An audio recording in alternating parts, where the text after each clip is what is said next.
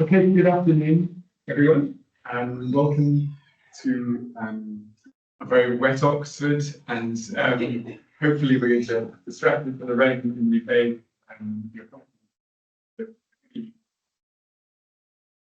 I help you get today. We knew and we knew at the School of Education, it's like a normal, we're going to into education in Manchester. So they're going to be talking about here or there, educational in-betweenness, prospective international students in China. And I hope the noise outside won't disturb us, but I'm sure you'll make it fascinating, so we'll be Sabrina, the room is yours, please. Thank you, Gavin, and thank you all for being here, and good afternoon. And so today we are going to talk about one group of students that often get missed in the discussion of international education. And so they are not typical international students, and they are not domestic students.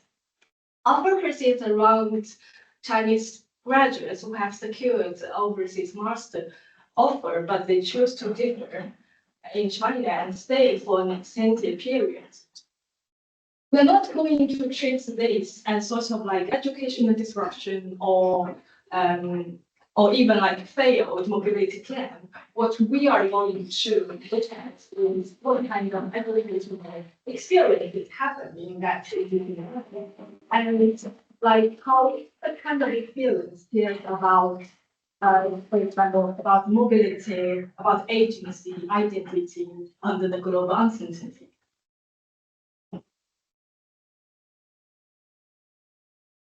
So this study comes from a larger project. It's about gap experiences from education to work. And so it's among those young graduates in China. And in that project, we are very interested in, for example, the students, their transition from education to work are become not so linear. And some of graduates are forced to stop, to pause, or improvise. And so we see like this project is very close, very related with youth transition, precarity, temporality, and also uncertainty as sort of like structural conditions. And those gap takers in our study include those students or graduates who are not fully employed, and which means they don't have a job. And also include graduates who could not get admitted into field education. And some of the graduates did get admitted in field education, but could not start their study in the due time. And also other graduates have other reasons like health issues, or some of graduates are simply want a self-exploration. It's just like a gap year. Well, in today's talk, we will zoom very much in the subgroup that is about prospective international students and who have accepted by the university abroad, but will choose to differ their offer and to interrupt in the study. In recent years, we have like a lot of like global crises, for example, like health issues and also geopolitical issues, which has heavily impacted the students' mobility abroad. And that means some of the students could not start their overseas study as planned, and they had to start in their home countries. And some of just stay for maybe a few months, but was later, situation is changed a lot, and they have to extend their time at home countries. So many students feel like they are forcibly stuck in such a slot.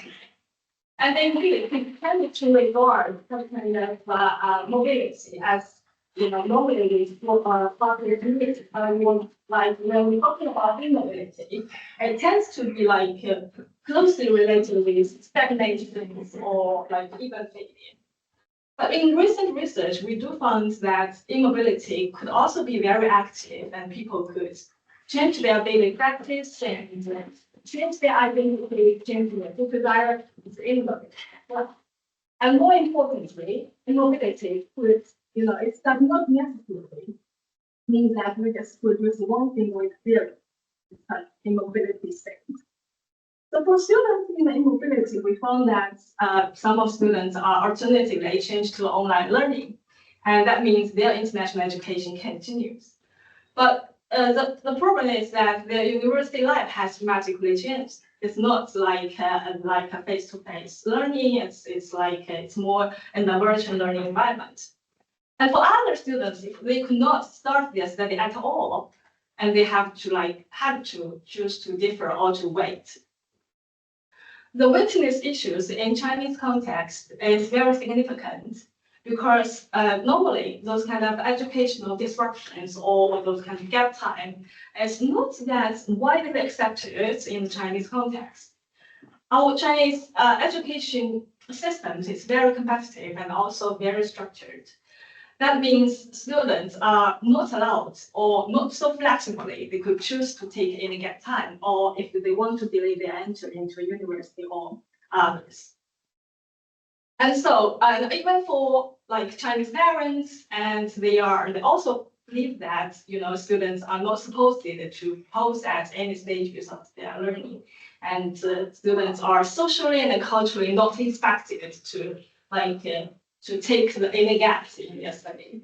And so that means we could see some kind of the cultural pressures or like social pressures. That means first those students move forward without any stops. So the normal paths for a Chinese students are usually quite lenient and also very continuous, like from school education to university and then to postgraduate studies or to work, just with very minimum breaks. Another key point here is I would like to talk about about family support. For Chinese students, international education could be only possible through family support. I mean, especially their financial support. And during the crisis, such kind of support become even more important. And we have some researchers around students in the USA, and they've got intensive family support from their parents in China and to support students in the US. So yeah, so it's kind of very significant support for especially during the crisis. And so overall, we could see international education continues in a global crisis, but we will see the forms of learning and also their students, the sense of who they are, their identity, and also the identity, the senses, and also their directions, where to go, has just become not so significant before.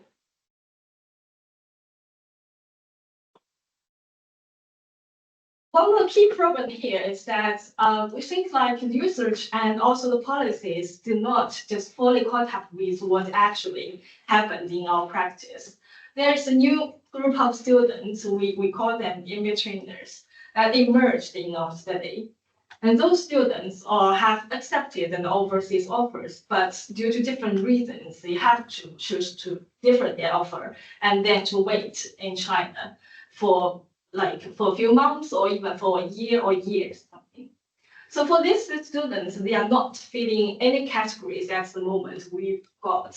They are not typical international student abroad. And also, they are not domestic students anymore because they have graduated from Chinese university. Well, so that was kind of just, they are literally in the in-between states, and this is why we call them in-betweeners. So such kind of in-between stages is very important because it's not just about sort of your travel delay or something. In China, where time is so closely tied up with life progression. And if you are in the in-between, which means you are left behind than others. So we could see in this sense, in the in-between could be very socially and culturally and also emotionally consequential. So it's not just about administrative issues or something. So in this study, we're very interested in how students' trajectories and identities are shifted in the in-between time. And also how Chinese family and their students negotiated those uncertainties during that period. And also to what extent is the in-between approach has challenged the binaries. I mean, between the home and abroad, here or there, or international or domestic students. Our analysis is very much based on two key concepts. One is the liminality, and the other is the space. So liminality comes from the word limin, which means threshold. One simple image is that imagine you are just standing in the doorway and you just left from one room, but not yet entered into the next room. So for Chinese students in the in-between, that means they have graduated from Chinese universities and they have just left one room, but not yet enrolled in the international education. So they are starting the threshold. The concept of liminality really captured the emotion realities that happens in the in-between. It's closely related to the ambiguity, instability, anxieties. And in the in-between, Chinese students normally are quite confused about first who they are, and next is about whether or not they are still need to go abroad, and if go, where go. So we could see like the concept here is like it's more about those kind of uncertainty, and it's highlighted those kind of unstable and undefined states. If we see liminalities cares more about those kind of emotional states, then the third space helps us to see what could be created in the in-between. So the third space is actually is more originally about cultural identity. And the concept itself goes beyond the boundaries between home and host cultures. And the concept argues that it is like our real life happens actually is in the third space. It's not just about one side or the other, and it's in sort of like a different space where we have hybrid identity emerged and also have new meanings are created there.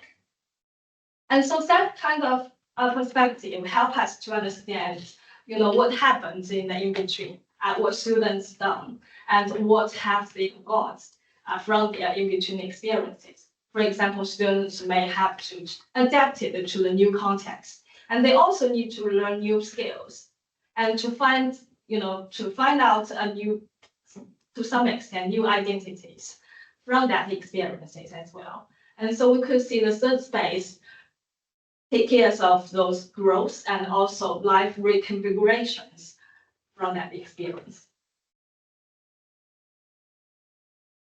For the methods part, we conducted interviews with 25 prospective master students from mainland China, and all participants have secured overseas master offers and chose to differ in the past 5 years. And we recruited them through online posters, and for example, like social media, Red Note or the WeChat, and we also do a bit of like snowball sampling. And so in total, we got 18 female participants and 7 male participants from a wide range of disciplines, including education, computer science, geography, art, etc., etc. So why did they choose to differ? We have 15 students, like our participants have clearly say that it was due to those travel restrictions. That includes those, for example, the border closure or the quarantine policies, international in different countries.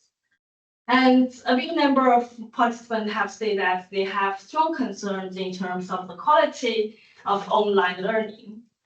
Some parents also concerned that if they have paid the high tuition fees, but was like ended up in the Zoom learning, which means that it's nothing related to overseas. And that is not what they expected from their international education. And we've got some students are different because of their visa was delayed, and also, or even some of them are rejected for some reasons. And also have very strong concerns in terms of safety to learn in some host countries. And we have got 7 participants have like clearly mentioned the geopolitical issues, like the bilateral relations between countries, and also their kind of the very intensive trains from country to countries, and also like racism in some host countries. And after the in-between experiences, we've got 16 participants. They shifted their destination to UK. Shifting means that some of them maybe originally chose to study in the US, but was after maybe 1 year of in-between, and they just changed to the UK, to the Hong Kong, and we've got some students changed to the Australia. So for the Texas part, I will just stop here, and later I will hand it to Ray. She will continue our funding and discussions and a bit of conclusion. Let's welcome Ray. Thank you, Yun. I'll continue with sharing some of our really interesting findings. So some broad ideas from this in-between experience operation is really about this broad experience and this status of being around this liminality. Is about both challenges and possibilities. So students usually feel like being really lost because they are kind of being regarded either by themselves, their parents, or societal widely as a potential loser in that sense of being stuck or not doing or moving forward. But at the same time, because of this navigation and this experience, some, as we just mentioned, some doing this in-between experience for a few months, some of them may go a year or even longer, and these they may navigate with different activities or possibilities. They also find new ideas, new meanings that are associated with this experience. So this experience is associated with both the loss challenge, but also new meaning possibilities that for their further growth. And students, their agency has been really, really important, proactive actors during this experience, and they tried really hard, but because of different reasons, but all of them tried really hard to give meaning to this waiting period and this navigation of being stuck. Another thing is about the family. Family also played a really important role in this in-between experience. As you just mentioned, for lots of Chinese students, especially at this age range, they have really close connections. I'm not saying relationship, but connections with their parents and families, either financially or emotionally or for different reasons, but they have a stronger connections with their families. So family also played a very important role during how their in-between experience being shaped. We identified 3 really interesting trajectories, identity trajectories from our findings, which I'm going to share in the next slides. So the first type of this identity navigation and exploration is what we call as a self-explorer. So as we just mentioned, this in-between experience brings really strong sense of being delayed, being stuck, being left behind. So this sense of being a loser to students. So students are really stressed out coming from this pressure, either for themselves, from peers, from family, from society. So their well-being has been really, really challenging during this in-between experience. So they really tried to think about how to navigate either coming from this pressure or coming from their own agency and proactively thinking about to explore something differently. For various reasons, they really tried to think about what I can do during this waiting time. So this very strong motivation of exploring what they can do leads them to the exploration of about themselves as a first step. So for example, one of the participants then, as the example at the bottom column, she shared that she really kept trying and error, try different things. This is not for anything about their career or their future education learning. It's just about herself. Because she didn't really know about herself actually, coming from this kind of like fixed trajectory of education system. She's followed everyone. Just follow the normal pathway, as finishing schools, finishing undergraduate, and then thinking about the future. But she never had a break to think about who they are, what they want to do, or at least what they don't want to do. This is a really interesting break. This is a chance for them to start thinking and getting to know about themselves actually. and also find out about what they really want. So this exploring of self coming from this actually some of their really proactively looking for who they are, but most of them are actually coming from this psychological and social pressure, and also this kind of cultural stigma of being waiting and being stalking there. But most of them would either way would perceive themselves as being off track. So they feel like the normal education system or the pathways would be the track and they should follow that. But for those who are kind of waiting, even though they benefit from this new meanings, new possibilities, they still feel like they've been off track, they've been left behind, they've been lost, but they still tried hard to at least gain something about themselves. The second type would be a bit more dominant actually. So this is what we call as a preparer. This is more skill oriented and really preparing for their further education, but mostly focusing about their future career development. So lots of them trying really hard about what I can do during this waiting time. So and most of them, their ideas are really skills training or competence development or career development oriented. So they tried internship, they tried part-time job, or they even tried, a few of them tried volunteering work. Mostly would like to enhance their CV by getting an internship or else. This kind of like sense of getting them prepared and ready for the future, even though they're now waiting and get a break, get stuck, they still been really actively in getting themselves secured and prepared for the future.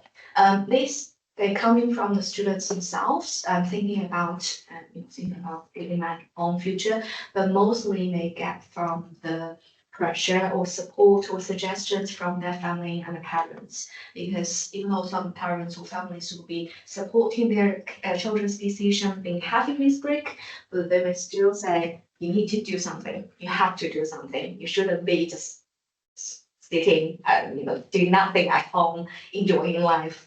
They still want their children to at least do something. So this sense of like getting ready for the future, it's been really practice focused and trying to build their skills. So how they find those opportunities are also coming from either their own peer networks, but many of them are actually suggested by their parents.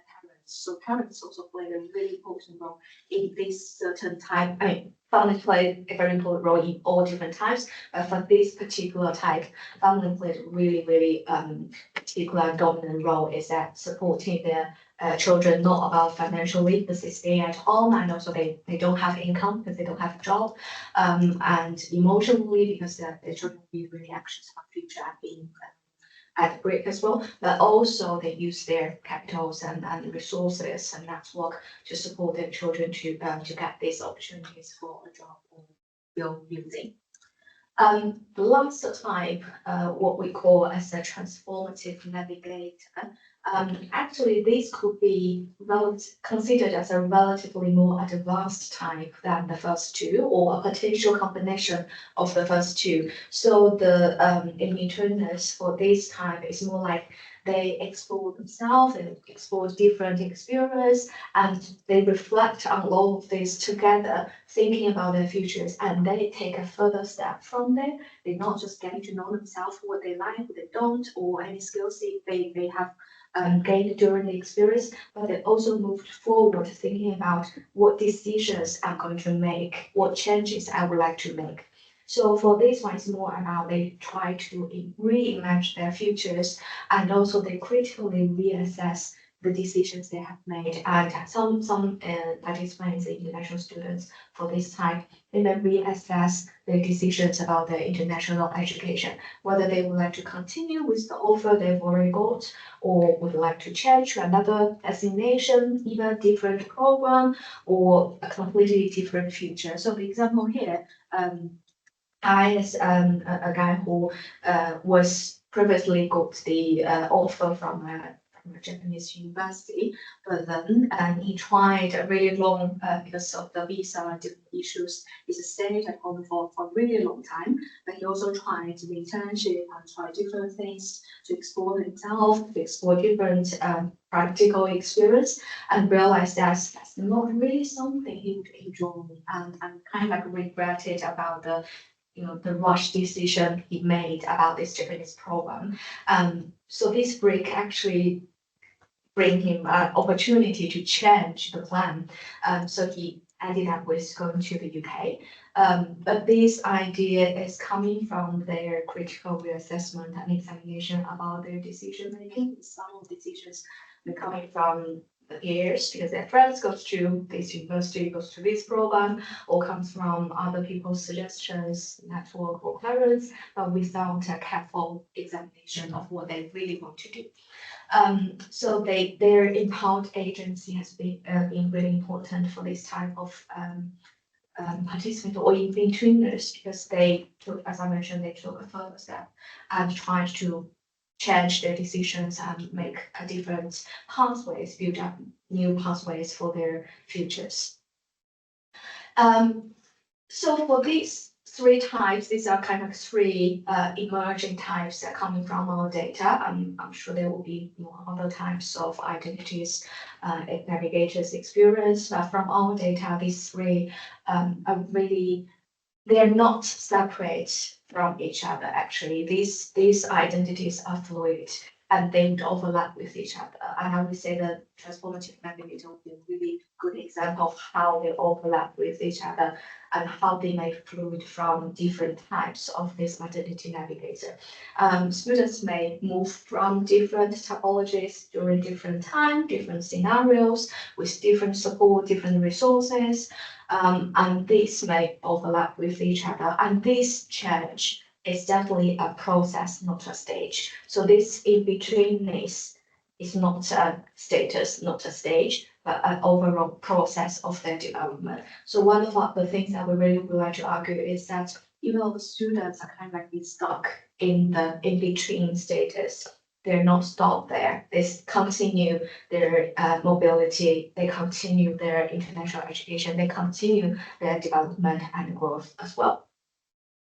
So some discussions to think about. First is about the mobility. So people talk a lot about this mobility from, for example, we think more domestically is for between rural, urban area, and then talk a lot about this international education mobility that you move across borders. But this kind of like in-between scenario would possibly bring a new normality of sense of mobility, because they still continue develop, they still continue be mobile, because some people may move to a different city for internship, some of them may move to just move out from their family parents' house, renting their own house. So this kind of a micro mobility is still happening during this process. And this is not just, as we mentioned earlier, it's not just between here or there, home and overseas, domestic and international. It's not linear. It's actually a trajectory that coming from very individually different because of different, again, scenario and resources and personal decision making. And this is also not just about geography as well. The emotional mobility, social mobility, even digital mobility as well are all involved into this mobility experience and process. Students has been really proactive during this process, either coming from their own personality or motivations, or being pushed or supported by their families, but they got really productive waiting time. So it's not as culturally, something I mentioned very soon, is that not culturally stigmatic, but actually they've been gaining and trying to building up new meanings associated to this waiting period. And their third space is actually happening during this experience that's supporting their development as well. This is something I just mentioned. Also be mentioned as well in Chinese society, and especially this educational system. This gap, is still quite stigmatic among lots of students for themselves, for their peers, for parents, and for society. So usually, if you heard that you stay at home, meaning like you're doing nothing, you're a loser, you're wasting resources or wasting time. But actually, our study actually argue that they are actually making really important significance, contributed to their own development and also for the international mobility as well. And this fear of being falling behind would also be something related to this societal expectations. It's definitely something related to this structural system and how this have negatively impacted students' trajectory, educational trajectory, but also their well-being as well. Family, another thing as we keep talking about, really important as source of support, but something also really interesting coming from our findings that family also act as a key source of pressure as well for some of the participants. Parents would provide, most of them would provide financial support for sure, but at the same time, some families would provide emotional support as well. They would reassure their children, saying like, it's fine, taking your time, and this may very likely happening to the first time self-explorer. They'll be more kind of like relaxed in their pace and exploring who they are, what they want to do.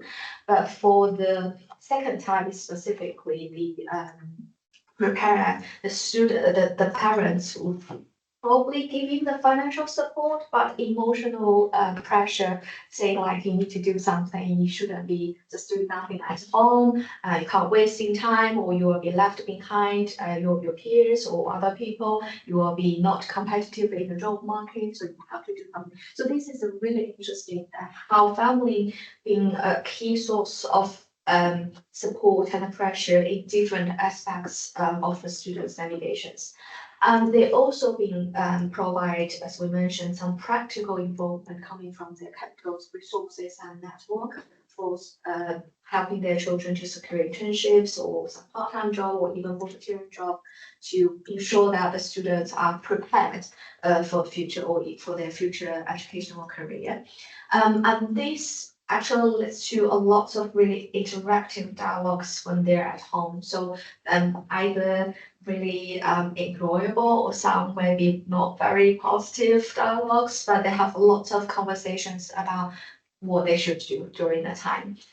So this is what we're trying to argue is it's a shared agency. It's not just the students play the role for their own navigation, but the family also being a very important part contributing to this collective space.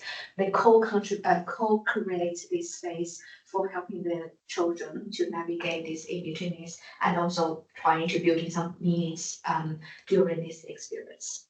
So something we really want to urge the institutions to think about, but for here, we're not simply talking about the international institutions, overseas institutions, but provided the offer, but also the Chinese institutions as well, because students have indeed graduated from the university, but what else you can support continuously supporting students would also be something to think about the kind of alumni network, for example, what else there could be, continue this sense of being associated and related to an institution and get this structural support, and how this recognition of this group of people is absolutely something as a very first step. It's with this recognition, we got more support to understand their voice, understand their needs, and also maintain contact during this break time and what practical support will they get for them, either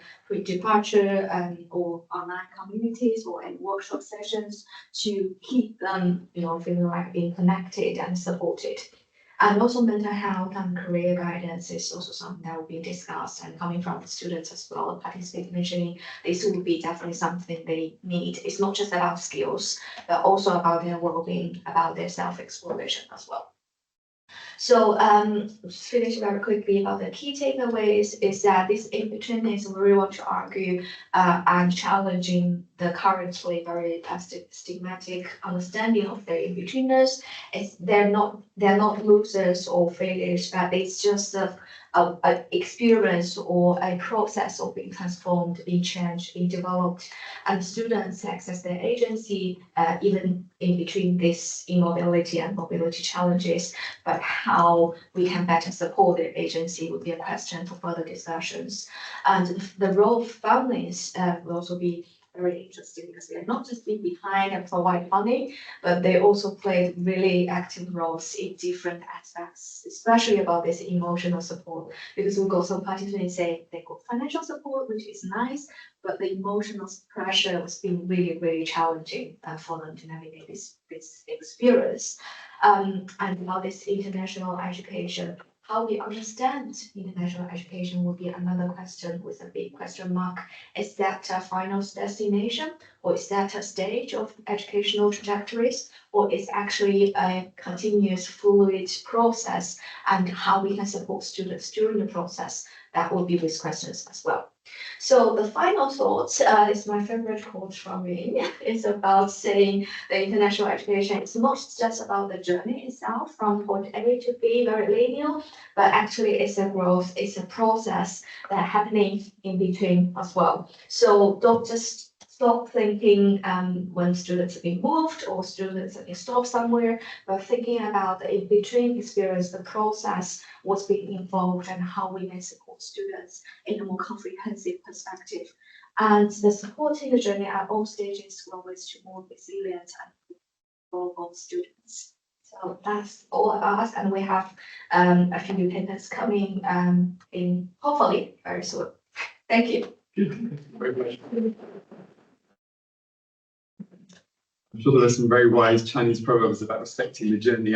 You can tell us if you can think of some about, crossing the river feeling through the stones or something. But I mean, it is really interesting that you're having to fight against a sort of dominant ethos, which is about speed, it seems. I was reading a fascinating piece in the FT about the genius classes in Chinese schooling, where children are taken away from the Gaokao route and given these intense sort of maths, science, the Olympiad classes. And it was really fascinating because it was sort of, saying, gosh, almost we should emulate that. It was interesting because that then the emphasis on speed. I mean, you're right about the gap year in being not a choice. It's a sort of unwanted gap in some ways. A passive gap. And you're trying to make the most of it. You're trying to say, well, actually, people are agential, because of course they can't be seen to waste time, even unless they have very, very supportive parents. So you present a situation which the students are suffering, the families are suffering, and possibly the system doesn't benefit either from the sort of the constant focus on next steps. But anyway, I mean, it's really interesting, and I think you've got some great material to cope with. So questions are welcome from the room. We have questions online. Those of you who are online who have posted, I'll make sure I unmute you so you can ask questions. Glenn, you were the first to post a comment, and then Xingbin, and then Xinyu. Glenn, do you want to ask that question directly? You should be able to unmute.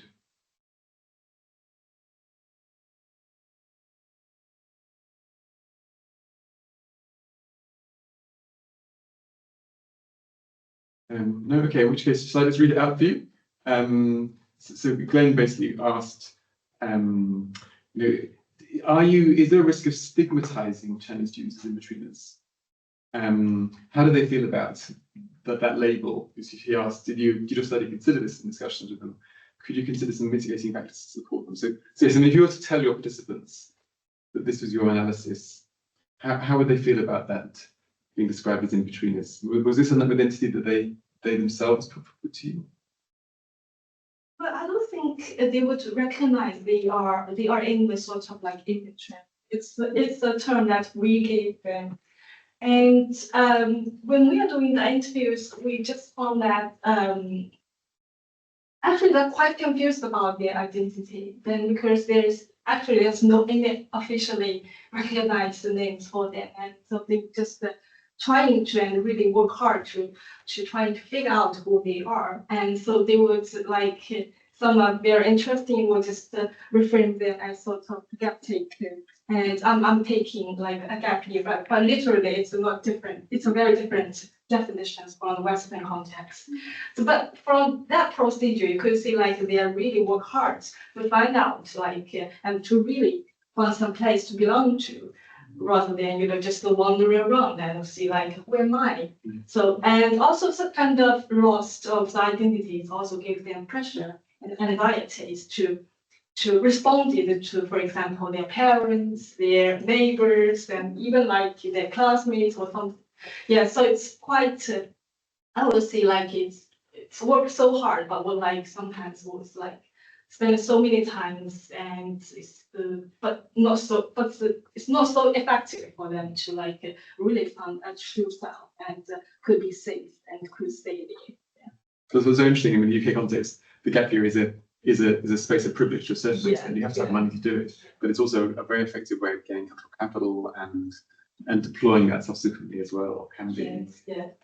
And also very important and very interesting thing that when they have looking for some of the names or those kind of terms to define themselves, and actually they found the difference between the gap years in Chinese context and gap years in the Western context. And they will see like give a very typical term as Chinese gap year.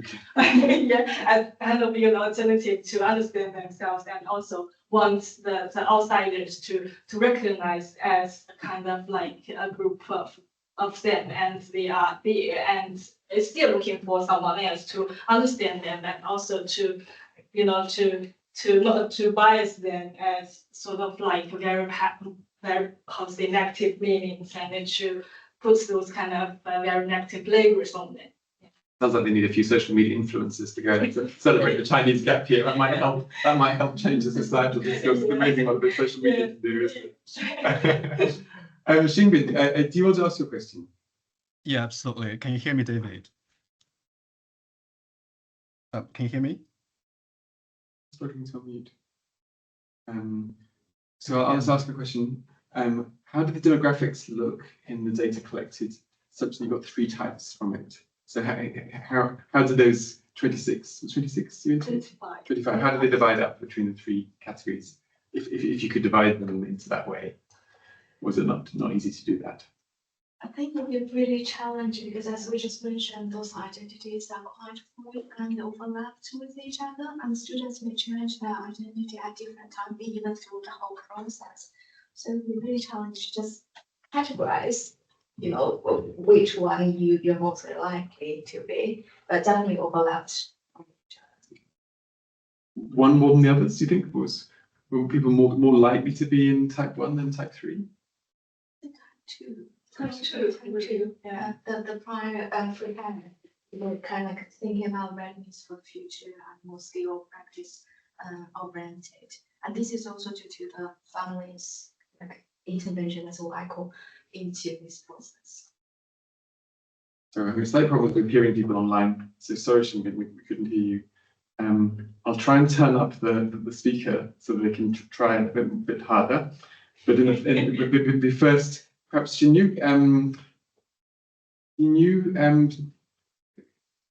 you can't open my microphone. Okay, I'll read the question. So they say that some students change their destination, but none of them decide to stay in China for further education. So is this caused by the participation criteria, or are there any other reasons behind it? As in, does anyone decide to stay in China?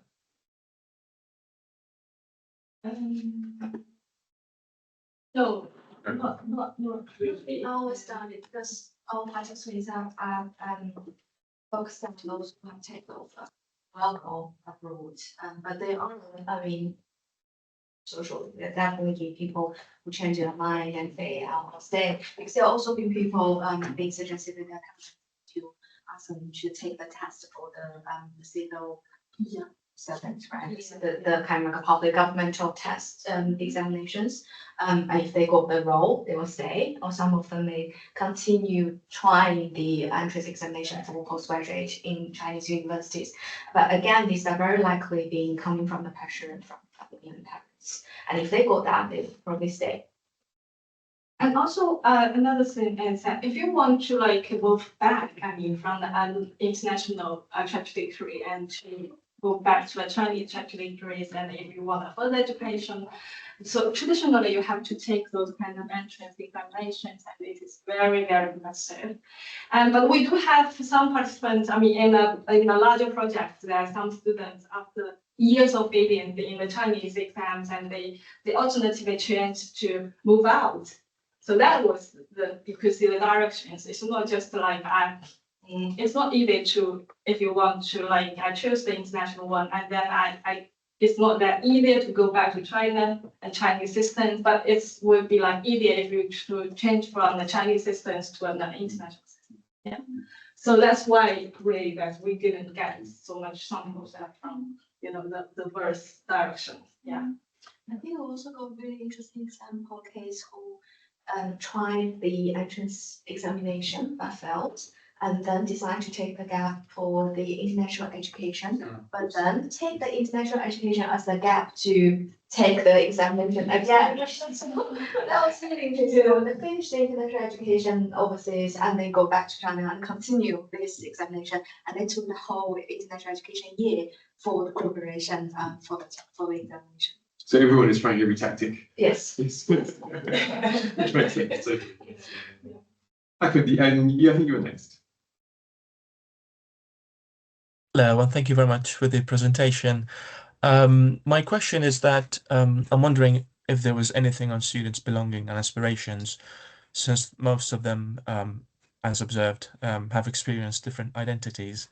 So was there any influence on their sense of belonging because of that kind of process of change or liminal space that they've experienced?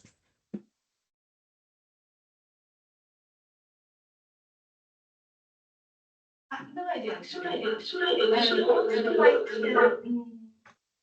It's hard to say. I would say like they would feel more belong to maybe international. Like, yeah.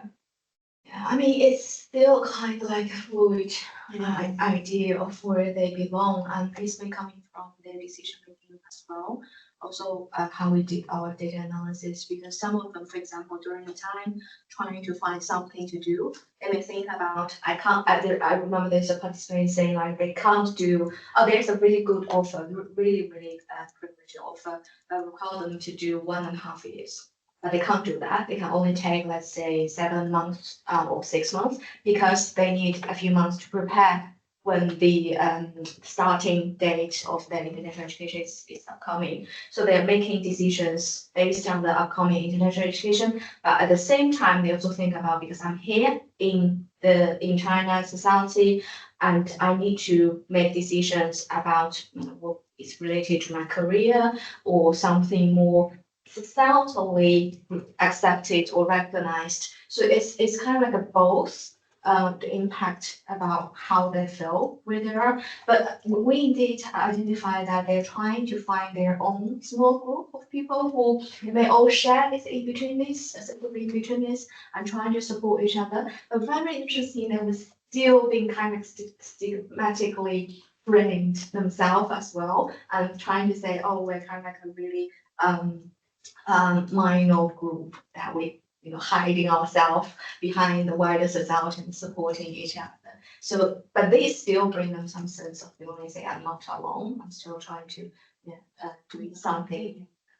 Well, that reminds me, always in some of the interviews, at the end of the interviews, then some participants would ask like, what do you think of my experiences, and how do other interviewees, they reacted to your questions, and what their stories. And you could see like they are very curious about their situations, and also want to see those peers around them. Maybe they never know each other, but was really cares about other situations and want to, try to figure out those kind of where I belong to or not. I think we're kind of like joking that it's like some participants, they individually find themselves alone in a limbo, but then realize that they're finding sense of belonging all together in a limbo together. So it's a belonging to a limbo, but that's still supportive to some. Good. I'm having slight problems with the mic, so I will read out a couple of questions. That's okay. Jonas asks, since you mentioned the impact of geopolitics, is it the specific timing of recruitment within that 5-year window influencing individuals' decisions on international travel and mobility? Additionally, have you considered how this in-betweenness might differ at other stages of student overseas studies? So, is something of what you've found coming out of effectively the pandemic and the emergence from the pandemic? And also geopolitics. And other stages? Do you think it happens later or earlier? Well, I would say, like, honestly, I have a strong feel that probably in the future, I'll just, it might be like not just about the in-between, and because some of Chinese parents and the families, they've now reconsidered the international mobility a lot. And there's just a few, but I don't have data for that. I just feel like there's tendency Chinese parents would like to want to go back and very, sort of like they want their kids stay in China rather than to, consider, different pressures from here and from there. And so some of them will reconsider like maybe send their kids to Hong Kong or Macau instead. And it's happened there. So we could see like in recent years, Hong Kong definitely have attracted much more numbers of students from mainland China. And so I would see like that sort of alternatives to like really take the risk to go abroad and to like, to suffer from those kind of geopolitical issues and those bilateral relations or conflicts or racism in the host countries or et cetera, et cetera. And so that was sort of like a compromise. Yeah. Got some questions in the room. Kishan, you first. Thank you very much. It's really interesting. I think I have 2 questions, and you're not obliged to answer both of them. But I think my questions are more related to how this research, you can draw implications to the much kind of broader social imaginaries and the emergent critical discussions around progression, young people's kind of right path for progression. I think it's not just these students, they're kind of stuck in domestic, sorry, I'm using the binaries, but I'm trying to say there's a lot of young people right now, they struggle to find a job, or they are in a kind of space of trying to pursue more education, but not knowing where, and then take a degree just for the sake of doing a degree, whatever. There's lots of, as I mentioned on, I think maybe the first few slides about, these kind of in-between young people. I think the first question is, what do these students reflect on the idea of progression, maybe not just for this very small period of maybe 1 or 2 years, about going to international education or not, maybe on the kind of longer trajectory as a person. I think you touched upon that a little bit. For example, you mentioned about pause, off track, productive waiting, it's not failure, but transformation trajectory. And the second question is, I think, what's the level of, so they're kind of in between, but there's also, they know that they have this opportunity to pursue international education. So there's still some some level of certainty, and they also have their families to support them, which is already very privileged situation. So how does that kind of condition shape the way they understand this in-betweenness? I think it'd be very different from, other young people who probably don't have that kind of opportunities and resources. Well, these are very good questions, actually. I think it's very much based on, surrounded our larger projects around those gap experiences from education, what called education to education. Obviously, like, yes, I agree with you. Like students in the gap experiences, they've suffered. Honestly, my personal feeling is that I think students in the in-betweenness, in the international trajectories, it's not the hard hard part of for those students in our sampling. And what is more difficult or what is more struggling or suffering is about students who are staying in China, but they don't have like a job and they have to find opportunities for like further educations and for like the idea jobs, and it's the competitions is very intensive, and so we've got a lot of students who did not ideally and in the due time find a place to go. And so it is, and we will see like, so that kind of in-between states also intensified a lot. I mean, for example, like they would feel very anxious and also very confused about their futures. But there is also a very interesting part is that we did find the students from different social culture and the social family economic backgrounds. They do have different extent of anxiety in terms of how to respond to their in-between state. And we also got a little bit gender difference actually, but it was like not so strong, not so evident. We were strongly felt that some female participants was have more those kinds of age sensitivities and also time sensitivities in terms of, I mean, the whole trajectories, if we put it longer and put it broader, they would have more concern about their plans in the next few years, and if they are not, at this moment, they are not in the right track. Yeah. And for the second questions, sorry, Alice, could you repeat that? I think it's probably answered a little bit of that, like their background, how that shaped their experience of being in between, or the three types. Yeah, it's true. Like if they have. Imagine like you still have like a bright future because if they still have a chance to go abroad, it's what is really matters. You have to wait and you just stay here. And so what you could do is just make your experience as productive as possible. And so it's much better than those who have, not a bright future or not a clear future and not knowing like what to do next or not still confused about everything. And so it's quite suffering. So because this is a broader project, we have different groups of participants. This particular paper is focusing on those who are overseas education offer holder, develop their education, but we also have these gap takers who are more home-based and still looking for a job and different things. I think you mentioned a really interesting that we discuss a lot is about the right path. But what is the right path and what should be the right path is still this question mark. And this is what we really want to challenge about what should be the right path for Chinese students at this age. Many paths, please. Yes. Yeah.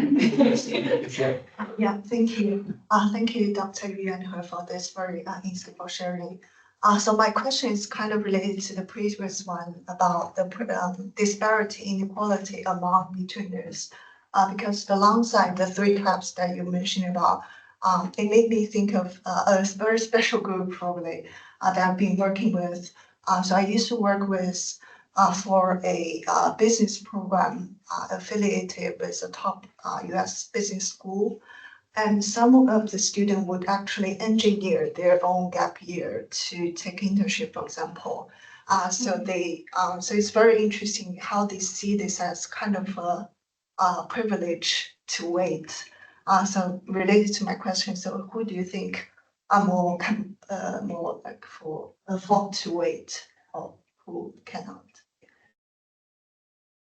I don't really think there is a can or cannot question. It really depends on what the students and their families can afford and what they really want and how they would imagine their right path for their future.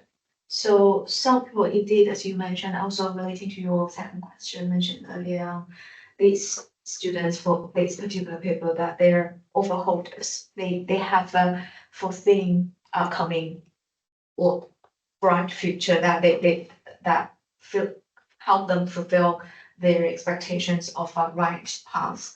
But there'll also be people who are not privileged to taking this break. They have more pressure, either emotionally, socially, or financially, to take the break. But some of them still do in the broader project, another group.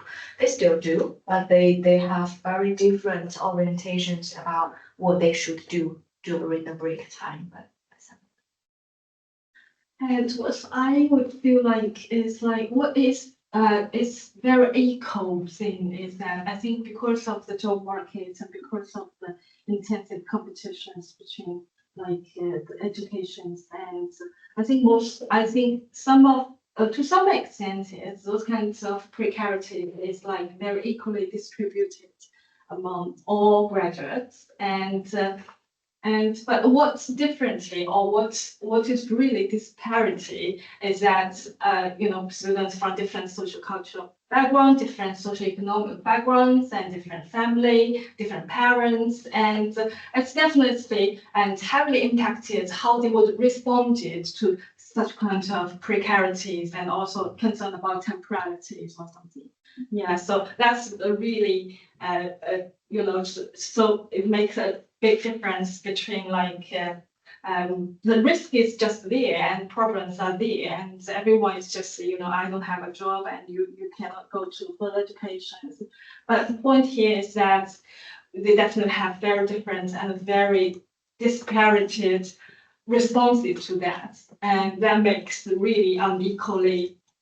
We would definitely feel those kind of social class issues and those kind of mobility issues, and that was also responded to like your question, like who is allowed to wait, and to what extent it, and how long they could wait. Yeah, so yeah. Yes, you need to be wealthy to wait, don't you, or to invest in other things. Yeah. Have a question? We're running out of time. It's the same question, I think. Yeah, I also wondered about the background of your participants and whether it was family well to provide like discussion that enabled you to be in this third space. So yeah, it was the same question. just add one more thing, just follow up with your question as well. There's participants in the wider project as not international education offer holder, but more just finishing the education undergraduate at home, and then tried the entrance examination for postgraduate in China twice, third times, probably several times. And she's also a gap taker, and she's not from the privileged family backgrounds, and they actually are relatively financially struggling. But her father, his single parents family, and her father is being really supportive emotionally, and of course both financially as well as he can, to supporting her taking this break. So again, that's one thing we are studying, finding that it's not family support as an overall thing, but it will be divided into different aspects and see how the family may support the students. And it's definitely, and it's quite definite that the participants in this study and in this specific international trajectories, they definitely come from those kind of wealthier family. And that's why they could afford to go abroad, and they could have some kind of like alternative choice from those kind of very negative situations. Yeah, but if we see like in our larger projects, we definitely have more diverse backgrounds, and you could definitely see the differences between the students' choices and family considerations. But it was like it's quite common to see those kind of cultural pressures in terms of time, and also in terms of like and the future, and also they do have some similar, but it was like it's really what makes them different is that in different genders, for example, all students will have different considerations in terms of their future, and in different like the social economic backgrounds, students will definitely have various choices that they could choose from their precarious situation. Good. I think we probably should have finished it where we didn't quite get to when Jen, who asked about Barbara's understanding of the third space. I don't know if you read any much about Barbara, but his original notion of hybridity was one in relationship to sort of whiteness in some ways, and coloniality, wasn't it? But you're using it in a slightly different way, that's fair to say. Yeah, I think it's very different way actually, and in the original ones, it talks more about the cultural things and different cultures and how students have, how people's like have like different identities and mixed identities about cultural experiences. But here we just talk about it's less about culture, but it was more about social and also more about say like educational or something. Yeah.